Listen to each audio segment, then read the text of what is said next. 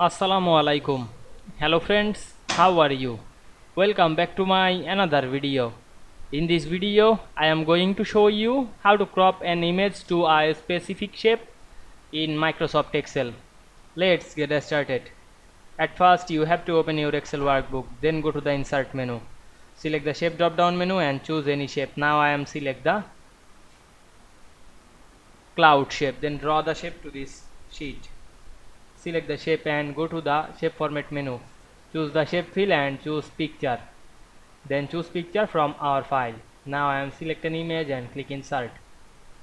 You can make the outline. Now select the shape outline option, choose no outline. Now we can see we crop an image to a specific shape very easily. I hope you enjoyed my video. Please like, comment, share and subscribe my channel. Thanks for watching.